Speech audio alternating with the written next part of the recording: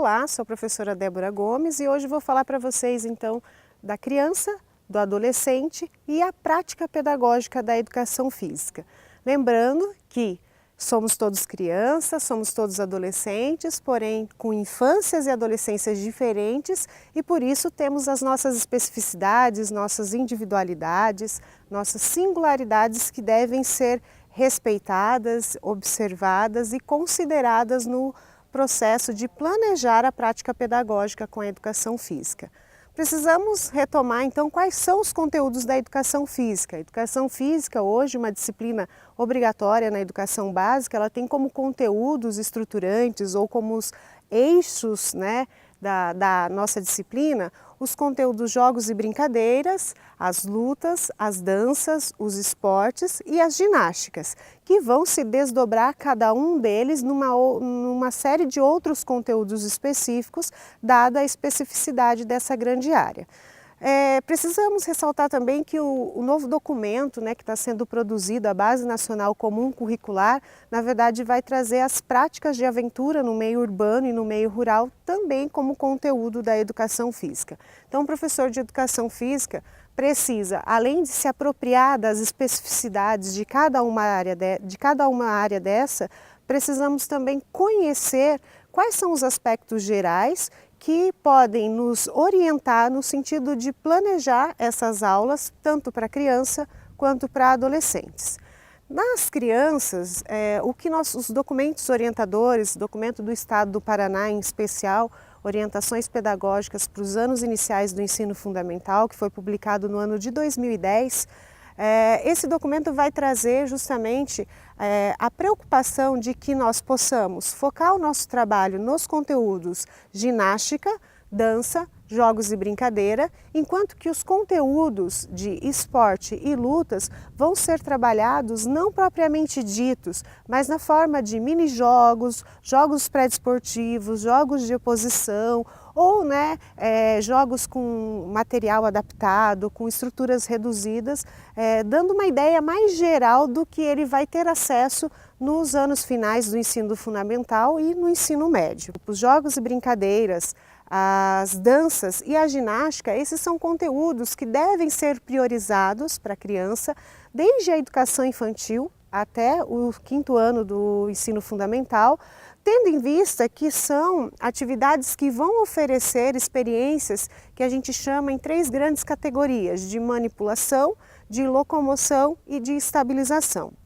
O que isso significa? Significa que no nosso desenvolvimento motor nós precisamos de experiências, de ações que vão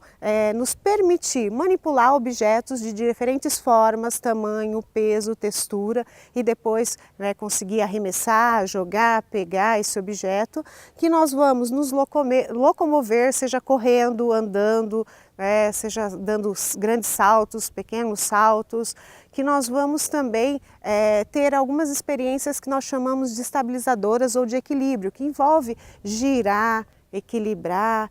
os giros do tronco. Então essas são experiências que devem ser oferecidas, porque elas, além de serem fundamentais para ampliar o que a gente chama de repertório motor da criança, elas também vão possibilitar o acesso às práticas corporais produzidas ao longo da história. Isso significa que a criança, por exemplo, vai poder jogar determinados jogos, participar de algumas brincadeiras, vivenciar alguns movimentos característicos da ginástica ou da dança, como consequência dessas experiências de movimento que vão sendo oferecidas para elas e que vão gerando o que a gente chama de autonomia e identidade corporal e vão dando para ela a capacidade, então, de conseguir ousar e experimentar dentro dos limites da possibilidade do seu corpo diferentes experiências de movimento. O documento ainda vai ressaltar justamente isso, que o movimento que vai ser ofertado para a criança por diferentes vivências tem que caminhar para 3 elementos centrais. Quais são eles?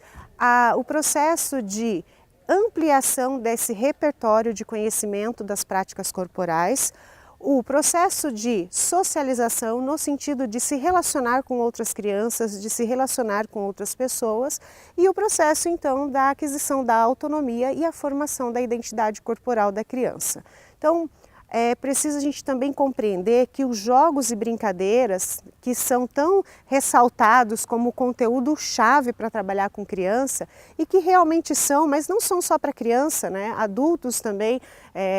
também se dão muito bem e acabam tendo uma participação bastante efetiva em relação aos jogos e brincadeiras. Esses jogos e brincadeira na educação física, ele pode ser tratado de duas formas. Uma forma é como conteúdo, e daí eu vou oferecer para a criança o máximo de possibilidades, sejam de jogos populares, sejam de jogos cooperativos, sejam de jogos de tabuleiro, enfim, os diversos jogos e brincadeiras que estão disponíveis, né, na história da sociedade e da humanidade. Mas eles também vão poder ser utilizados como estratégia pedagógica. Então, os jogos e brincadeiras são uma estratégia pedagógica, por exemplo, para mim trabalhar o conteúdo de ginástica, para trabalhar o conteúdo de dança, e no caso mais à frente com os adolescentes, eu vou continuar utilizando dos jogos e brincadeiras tanto como conteúdo, como também como estratégia pedagógica para os próprios esportes, para as lutas e agora para as práticas de aventura que estão, né, em alta agora e que o pessoal tem tido muito acesso a esse tipo de vivência. Esse é um ponto importante, entender os conteúdos da educação física e entender que a prática pedagógica tem que levar o acesso a esse conhecimento de maneira diferenciada, ou seja, sistematizada, compreendida dentro de uma organização didático-pedagógica na escola. Não é simplesmente jogar, não é simplesmente sair correndo e executar uma série de tarefas, mas é permitir que a criança vá compreendendo por que ela tem essa possibilidade, por que esse jogo e não esse jogo, de onde veio essa proposta, quem são as pessoas, né, que trouxeram esse tipo de atividade para o cotidiano, por que ela faz parte de alguns cotidianos, por que não faz parte, e as relações também que se estabelecem, né, no contexto das experiências e das vivências que são necessárias para que as crianças aprendam a conviver. Em relação aos adolescentes, nós vamos então agora aprofundar esses conteúdos, jogos, brincadeiras, lutas, a ginástica, as danças, os esportes, né, e também as práticas de aventuras,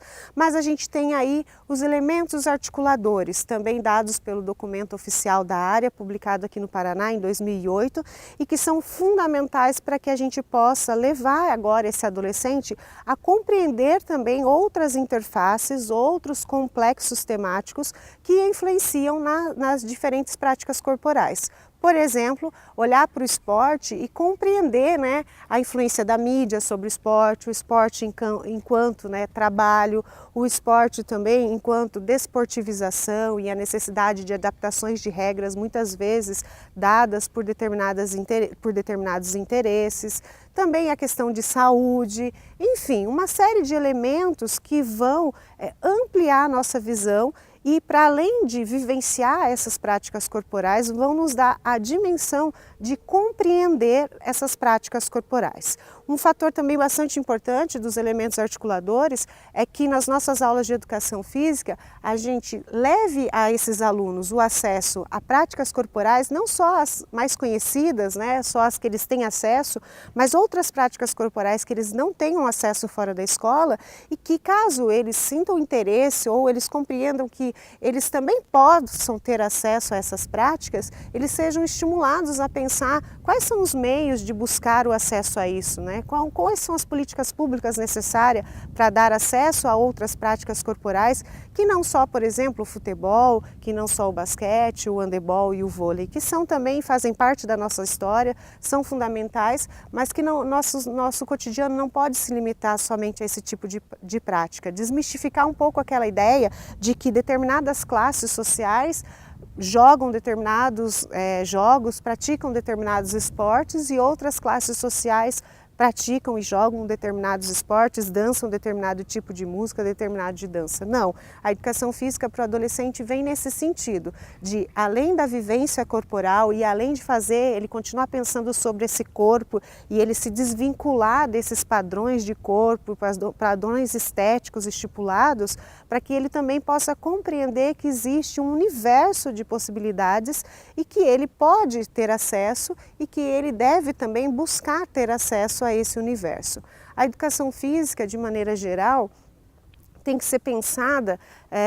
numa maneira mais simples, no sentido de ofertar oportunidades de vivências, ofertar oportunidade para que o aluno pensa, reflita e converse sobre essas vivências e ofertar oportunidades então para que eles possam buscar vivências para além do cotidiano da escola, para além do cotidiano da sua casa, para além do cotidiano do seu bairro, enfim, para as diversas possibilidades que existem de acesso aí em bairros, em cidades, em municípios, e que a gente tem que levar isso para o cotidiano da aula da educação física, sempre de maneira organizada, planejada e sempre de maneira